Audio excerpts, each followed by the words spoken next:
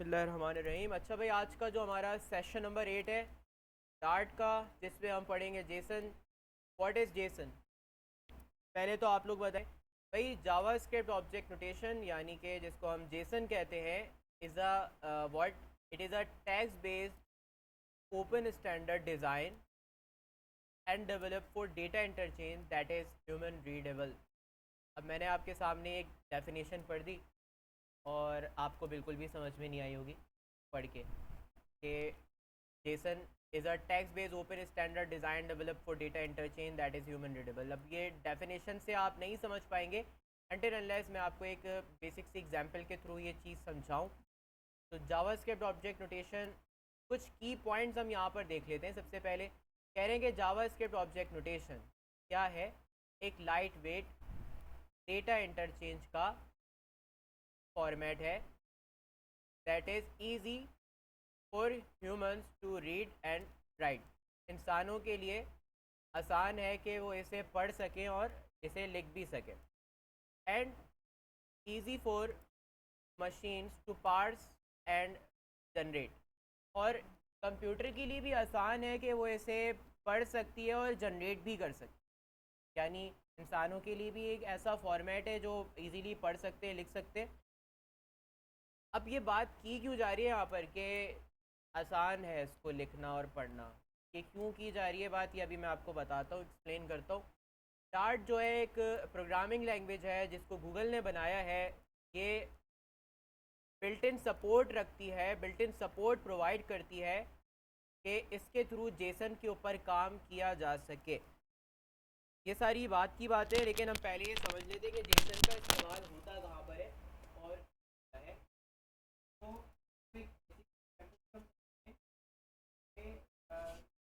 Example हम ऐसे लेते हैं कि लेट्स सपोज आप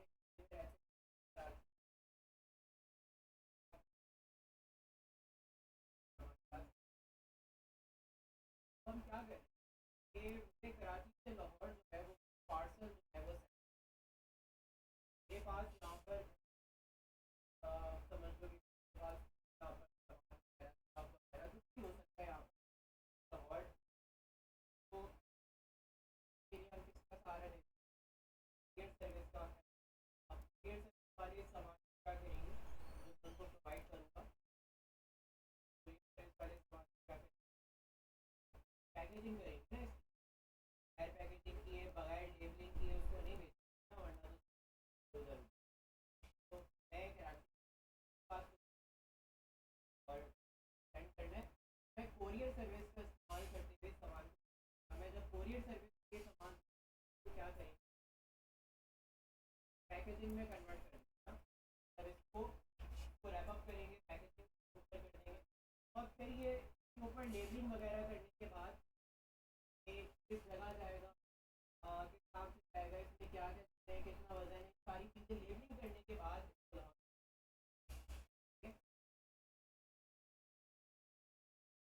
वहाँ पर जब हम भेजेंगे इसको रिसीव होगा, के पास सामान यहाँ पर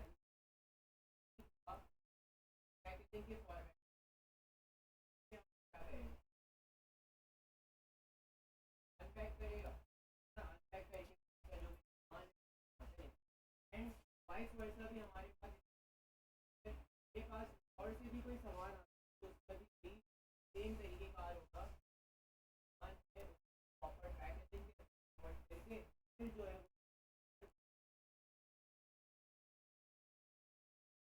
अब यहाँ तक तो बात आपको समझ में आ गई होगी। स्टूडेंट तो है होने की बात बताइए। मैंने एग्जांपल दी आपको दो सिटीज़ की और एक पार्सल में एक शहर। मैं आपसे अगर ये टेक्निकल वर्ड में बात, ये कराची नहीं है,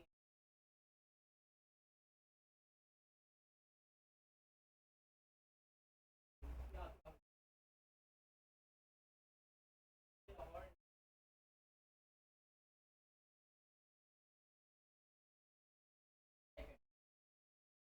ठीक है। ये आपका कोई डेटा है तो आपको बैकएंड पे पोस्ट करना है।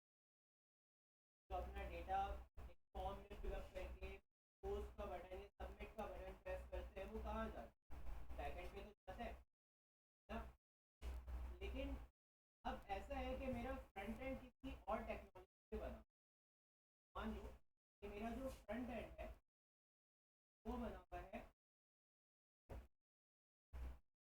फ्लटर पे, बैकएंड मेरा किसी और यहाँ पे फ्लटर की बात करें तो कोर लैंग्वेज क्या है, डार्ट। लारावेल की बात करें तो लैंग्वेज क्या है, अब मैं अगर एक वेरिएबल फ्लटर पे बनाता हूँ तो मैं डार्ट में एक वेरिएबल बनाता हूँ,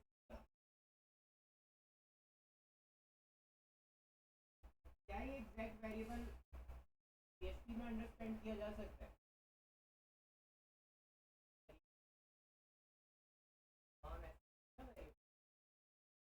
तो ये सिंटैक्स वहाँ पर अंडरस्टैंड नहीं किया। सिंपल सा मतलब ये है कि यहाँ पर जो मेरे पास डेटा है वो ऐसे फॉर्मेट में जो बैकएंड अंडरस्टैंड नहीं कर सकता, यानी ये मेरा डार्ट का फॉर्मेट है और ये मेरा एक तरह से PHP का फॉर्मेट है बैकएंड। तो मेरा डेटा, ये जो मेरा डेटा है ना वो कुछ इस फॉर्मेट बैकएंड, लेकिन लारावेल या जो PHP है वो इस डेटा को अंडरस्टैंड नहीं कर सकता। मुझे इसे एक यूनिवर्सल फॉर्मेट में डालना होगा जैसे हर कोई समझ, चाहे वो फिर कोई भी लैंग्वेज हो, कोई भी फ्रेमवर्क। तो यूनिवर्सल फ्रेमवर्क क्या है, जो पैकेजिंग है ये है आपका जेसन। आपका जो डेटा होता है तो आप रैप अप करते हो किसके अंदर, Jason is a format, not a language. Language नहीं, एक फॉर्मेट है इसके अंदर आप अपना डेटा रख, मेरा डेटा है मैंने एक फॉर्म के थ्रू फिलअप किया तो फॉर्म से किस में कन्वर्ट हुआ, जेसन लाइक अ पैकेज, तो आप अपने ऊपर चढ़ा दें।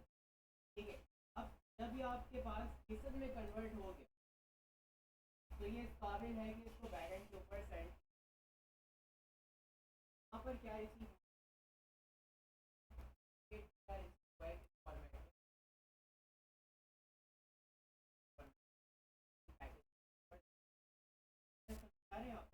अब मैंने आपको कहा कि जो आपके पास जेसन है ना ये एक ऐसा यूनिवर्सल फॉर्मेट है तो हर लैंग्वेज, चाहे वो डार्ट हो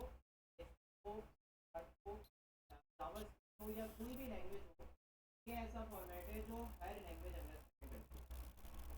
हाँ, अगर मैं मेरे पास डेटा सिर्फ डार्ट के फॉर्मेट में होता और मैं उसको डायरेक्ट भेजता तो वो अंडरस्टैंड नहीं कर सकता, इवन एरर ही आ जाता यहाँ पे डायरेक्ट कि भाई आप वो सिंटैक्स भेज रहे हैं, डेटा उस फॉर्मेट में भेज रहे हैं जो कि एक्सेप्टेबल है ही नहीं। अब जेसन एक ऐसा फॉर्मेट है जो फ्लटर भी एक्सेप्ट कर लेती है और बैकएंड में अगर आपकी लारावेल है तो वो भी आपका जेसन एक्सेप्ट करती है। तो हम कभी भी जब भी डेटा सेंड करते हैं, डेटा इंटर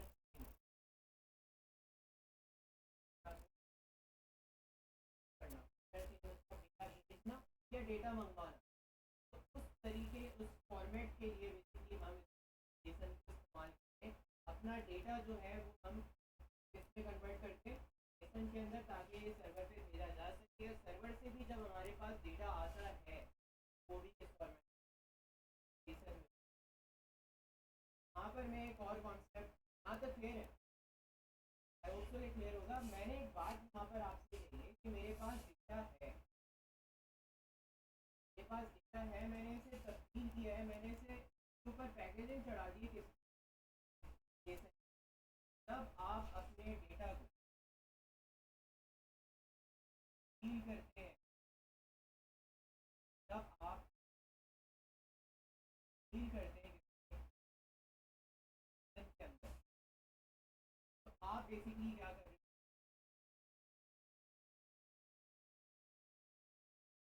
इनकोडिंग।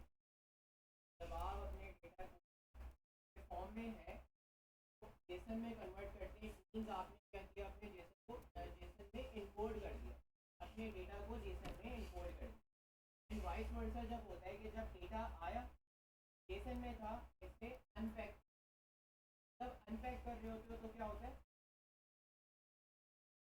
जब आपके पास जेसन है और आपने इसे नॉर्मल डेटा में लेकर आना है।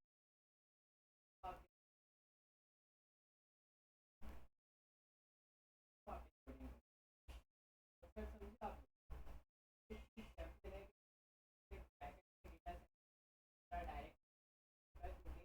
फ्रंट एंड एक अलग टेक्नोलॉजी से बना है, बैक एंड एक अलग टेक्नोलॉजी के बीच में सिंक्रोनाइजेशन नहीं हो पाएगी। तो मुझे इसे अपने डेटा को एक ऐसे फॉर्मेट में कन्वर्ट करना है जो हर कोई अंडरस्टैंड कर सकता है। वो जेसन एक ऐसा आपका यूनिवर्सल फॉर्मेट है जो हर कोई अपने डेटा को जेसन में इनकोड करूँगा और सेंड करूँगा, और इसी तरह वहाँ से मेरे पास डेटा आएगा होगा जेसन में होगा, मैं उसको नॉर्मल डेटा के अंदर कन्वर्ट करूँगा।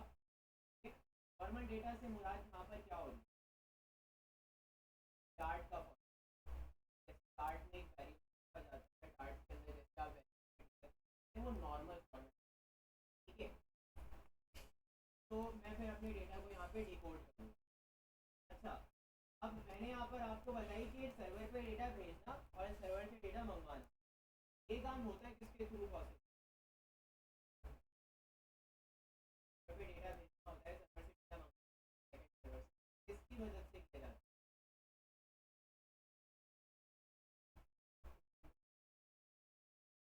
APIs की मदद से डेटा हमारा यानी जैसे यहाँ कोरियर सर्विस की मैं बात कर रहा था, कोरियर सर्विस इसको वहाँ तक लेकर जाएगी और कोरियर सर्विस मेरे पास ये सामान आएगा। तो ये जो कोरियर सर्विस है ना, ये कौन है, ये समझ आइए बात। अब आपको जेसन की समझ आ गई है। जेसन क्या है, ये कोई लैंग्वेज नहीं है, एक फॉर्मेट है इस चीज़ का, डेटा इंटरचेंज। डेटा इंटरचेंज से मुराद डेटा भेजना और डेटा मंगवाने इस्तेमाल किया जाता है। अब आप डेफिनेशन पढ़ेंगे ना, तो अब आपको अब पढ़ो डेफिनेशन।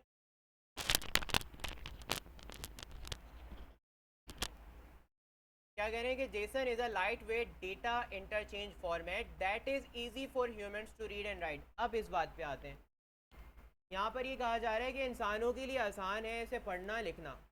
क्यों आसान है और ये बात कही क्यों जा रही है, क्योंकि देखें जेसन से पहले जो हमारे पास फॉर्मेट होता था ना डेटा इंटरचेंज करने का, कौन सा होता था, XML होती थी।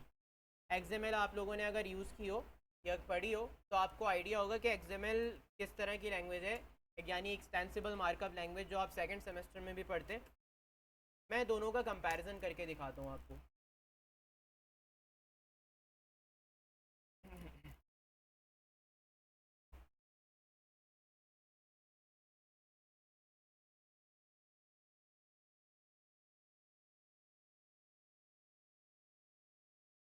ओके, ज़्यादा रीडेबल क्या है,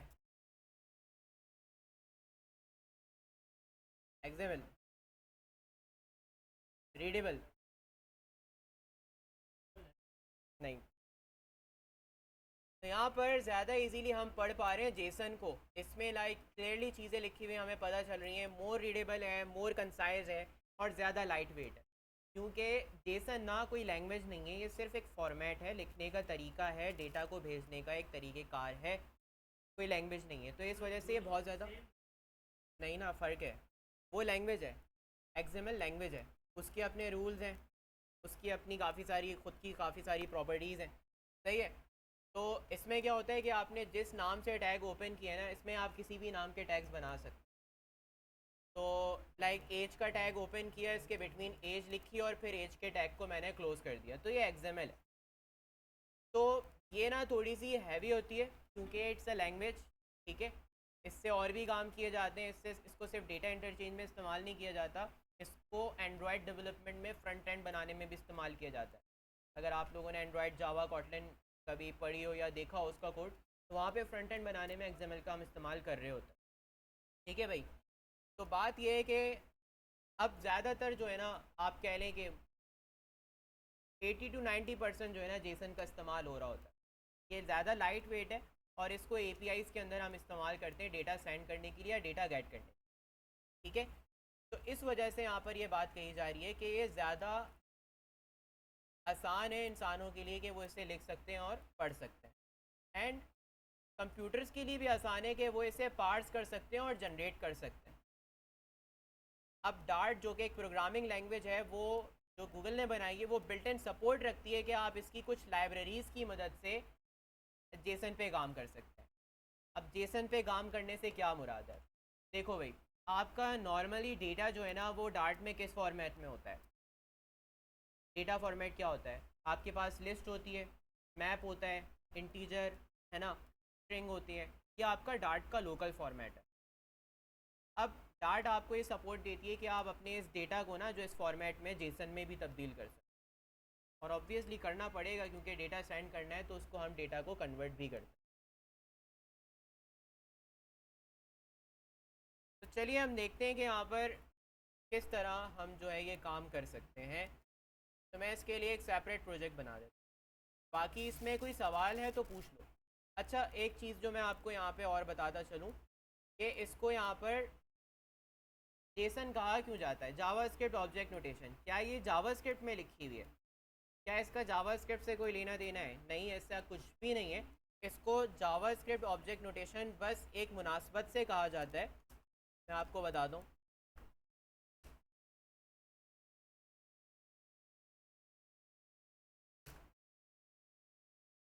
तो इस वजह से कहा जाता है क्योंकि जावास्क्रिप्ट में हम ऑब्जेक्ट बनाते हैं की वैल्यू पेयर।